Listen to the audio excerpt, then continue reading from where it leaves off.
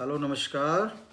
कैसे हैं आप सब लोग? आशा करते हैं सब अच्छे होंगे, मस्त होंगे, स्वस्थ होंगे। तो आज हमारी राशि है तुला राशि। तुला राशि के ऊपर ये बना रहे हैं, तो इसे थोड़ा सा बताने की कोशिश कर रहे हैं कि सूर्य का आगमन आपका 14 मार्च को यहाँ पर आ चुके हैं आपके मीन राशि में अपनी, ठीक है ना। आपके छठे भाव में इस समय प्रेजेंट में है और आपका ग्रहण लगेगा, तो उसके बारे में भी थोड़ा सा बताएंगे। 8 अप्रैल को जो ग्रहण लगेगा उससे आपको थोड़ा सा उपाय क्या करना है और इस कॉम्बिनेशन का कैसे फ़ायदा उठाना, थोड़ा सा वो समझाने की कोशिश करते हैं, ठीक है। चलिए, तुला राशि यानी कि अपने आप में हर चीज़ को तोल मोल के देखने वाली राशि, बड़े चंचल स्वभाव की राशि, बड़ी फ्रेंडली राशि और बड़े मधुरभाषी टाइप के लोग होते हैं ये अपने आप में, है ना भाई। इसका नाम ही लिब्रा रख रखा है, यानी तराजू, आप समझ सकते हैं। तो हर चीज़ इन्हें नपी और तुली चाहिए। ऐसा नहीं कि आप इनका पागल बना दोगे, कुछ इनसे वो कर लोगे। जो इनके दिमाग में आएगा उसी चीज़ को समझते हैं, अदरवाइज ये नहीं समझते हैं, समझे ना।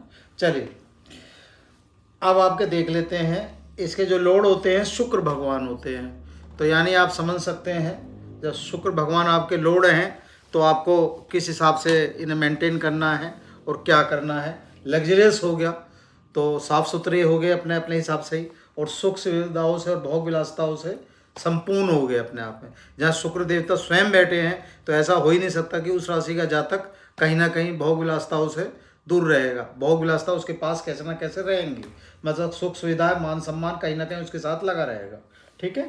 अच्छा, अब आपने देखा आपके सूर्य, बुध और राहु, ठीक है, कहाँ पर बैठे हैं? आपके 6th भाव में बैठे हैं, ठीक है। छठा भाव किसका होता है? आपके रोग का होता है, ऋण का होता है, शत्रु का होता है। ये जो भाव है, ये भाव इन चीज़ों का हमारा माना जाता है, ठीक है। अच्छा, अब 14 मार्च से आपके सूर्य भगवान यहाँ पर इसमें गोचर हो चुके हैं, ठीक है ना। ये यहाँ पर आ चुके हैं। जब ये यहाँ आ चुके हैं, अगर पहले हम देखते हैं तो आपके पहले में और अब में अंतर आ गया। अच्छा, साथ में क्या है? बुध और राहु, ठीक है ना, दोनों बैठे थे। अगर यहाँ बुध ना होते आपके तो क्या होता? अगर बुध नहीं होते तो इनकी आपस में शत्रुता रहती कहीं ना कहीं।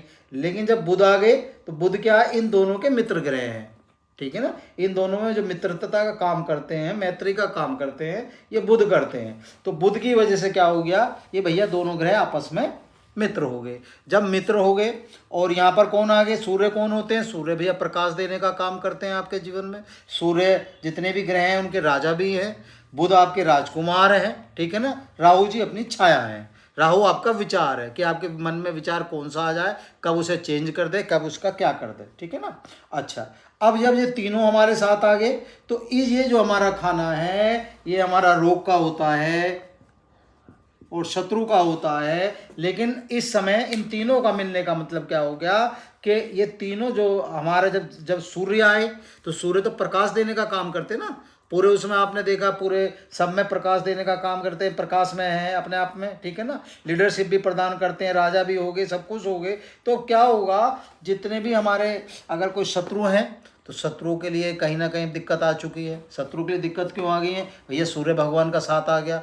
सूर्य भगवान का साथ जब राजा आपके घर में आके बैठ गया तो राजा जब आपको लीडरशिप भी दे रहा है, सब कुछ दे रहा है, प्रजा भी दे रहा है, सिस्टम भी दे रहा है, तो क्या हो गया भाई? बाहुबल आपका बढ़ गया ना कहीं आपके साथ सिस्टम आके खड़ा हो गया, ठीक है ना। जब मंत्री आके खड़ा हो गया आपके घर में आके बैठ गए तो उस चीज़ का आप कहीं ना आनंद ले लेंगे। तो आप रोग को कहीं ना कहीं ख़त्म करते चले जाएंगे। इस समय रोग के लिए आपके लिए ठीक रहेगा। किसी का अगर कोई रोग चल रहा है तो उस पर रोग वो हावी नहीं हो पाएगा। इस बीच में अगर आपने अपना मेहनत से अपना किसी भी तरीके से डिसीजन लेके रोग का इलाज करा के मतलब जो कुछ भी कर लिया तो रोग का कहीं ना कहीं पूर्ण रूप से जड़ से आप रोग खत्म कर सकते हैं इस समय, ठीक है। अच्छा, चलिए, अब आ गया आपका शत्रु। शत्रु अगर कोई आप पे हावी था तो शत्रु का भी आप कहीं ना कहीं नुकसान कर सकते हैं जब ये सारी चीज़ें हो गई हैं। अब आ गया आपका ऋण, लोन आ गया। तो लोन, अगर कोई लोन ऐसा था कि भैया कोई नहीं चुका पा रहे थे तो उसकी कोई प्लानिंग बना लो। अब आपके ग्रह आपके अनुकूल आ चुके हैं, आपके हिसाब से काम कर रहे हैं, ग्रह आपके हिसाब से आके बैठ गए हैं, तो इसका आप कहीं ना कहीं फ़ायदा इस समय आप ले सकते हैं, ठीक है ना। तो ये फ़ायदा आपको कहीं ना कहीं मिल सकता है। मतलब हमारा कहने का मतलब है कि ये फ़ायदे से आप फ़ायदा ले सकते हैं। अच्छा, ये तो हो गई आपके फ़ायदे की बात, ठीक है। अच्छा, इनकी क्या होती है? 7वीं दृष्टि सबकी होती है, ठीक है ना।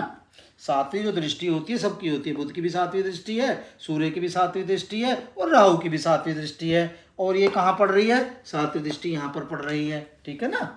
ये सातवीं दृष्टि जो है आपकी ये यहाँ पर पड़ रही है, तीनों की ये सातवीं दृष्टि हो गई। अगर हम सातवीं दृष्टि को देखते हैं, 6 नंबर की राशि होगी, कन्या हो गई, तो यहाँ कौन हो गए? यहाँ भी बुध देवता हो गए। बुध देवता हो गए तो फिर ये सारा असर आएगा आपका, ठीक है ना। फिर आपको इसका कहीं ना कहीं पूर्ण रूप से फायदा मिलेगा, ऐसा नहीं कि नहीं मिलेगा। अच्छा, अब सूर्य भगवान की देख लेते हैं कि सूर्य भगवान से और आपको कहाँ फायदा होगा। ये राशि को, ये कौन सी है? पंचम आपका, ये देखिए आप, यहाँ भी सूर्य भगवान की राशि होगी, ठीक है ना। सूर्य भगवान की हो गई तो ये किसका घर हो गया? लाभ का हो गया और आपका आय का हो गया, ठीक है ना। लाभ का भी हो गया, आय का भी हो गया और इच्छा का भी हो गया, ठीक है। ये तीनों चीजें आपकी यहां से निकल गई, ठीक।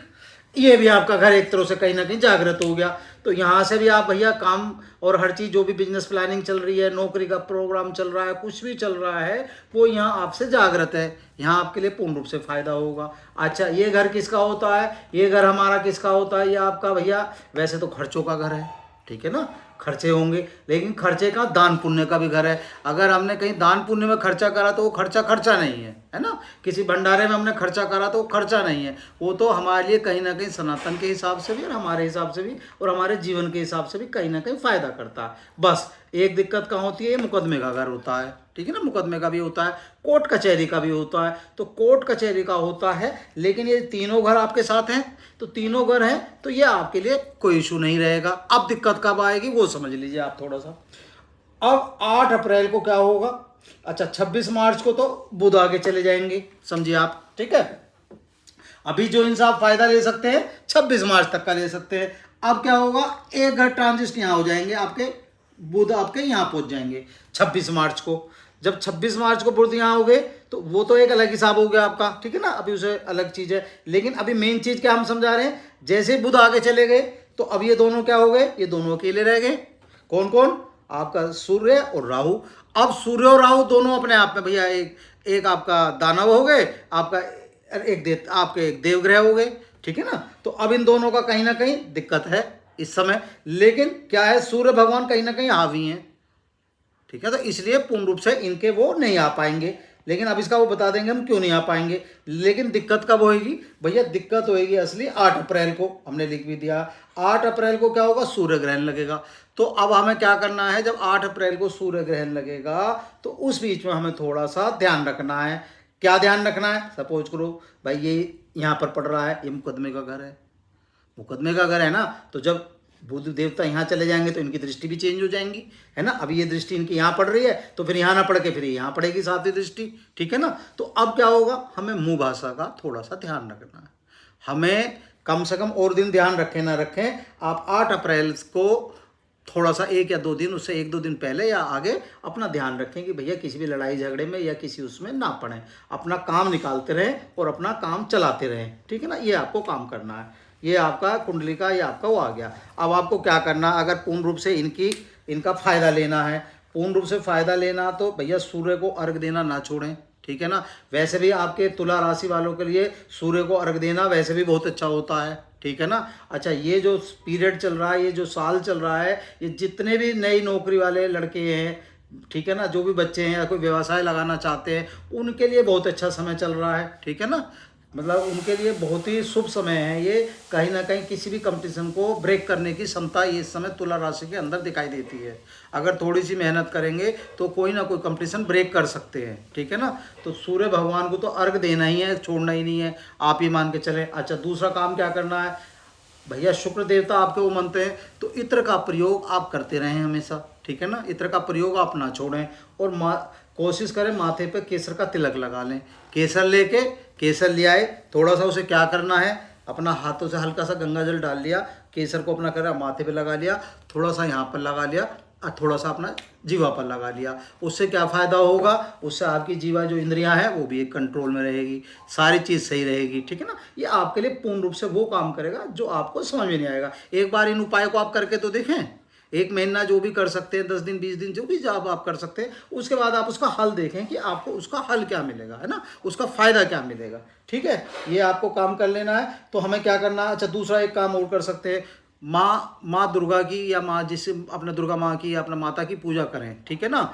माँ का मूल मंत्र बोल सकते हैं, ओम ह्रीं ह्रीं क्लीं चामुंडाय विजय कर सकते हैं। अच्छा, और नहीं तो चमन की स्तुति का पाठ कर सकते हैं, है ना। चमन की दुर्गा स्तुति जो आती है उसमें कोई सा भी कर ले। ऋषि मार्कंडेय ने पूछा जब भी दया करके, ब्रह्मा जी बोले जो गुप्त मंत्र है संसार में सब शक्ति है जिसके अधिकार में, वो वाला पाठ कर सकते हैं। मतलब उसमें 13 अध्याय होते हैं, कोई सा कर लीजिए, है ना। अर्गला स्तोत्र कर लो, कोई और स्त्रोत कर लो, मतलब जो आपको उसमें से जोन सा आप पाठ कर सकते हैं वो कर ले, आपके लिए अच्छा रहेगा। पूरी किताब पढ़ सकते हैं, वो भी अच्छा है। भोलेनाथ वाला कर सकते हैं, एक दिन व्रत उसके नीचे शंकर ते ध्यान में, सती की आवाज आई उनके मीठे कान में, दुनिया के मालिक मेरे अविनाशी तुम भंडारी हो, देवन के महादेव त्रिशूल डमरूधारी हो, तो वो वाला कर सकते हैं। माँ के 108 नाम है, मतलब जो आपको लगे वो आपके लिए सही रहेगा। माँ दुर्गा के नाम भी कर सकते हो। पहली शैलपुत्री कलावे, दूसरी ब्रह्मचारिणी भावे, तीसरी चंद घंटा शुभ नाम, चौथी कुसमुंडा शुभ नाम, वो वाले नाम कर सकते हो। मतलब जो आपको माँ का मूल मंत्र या माँ का जो भी आपको अच्छा लगे, माँ की पूजा अर्चना इस समय जरूर करें। उससे क्या फायदा होगा?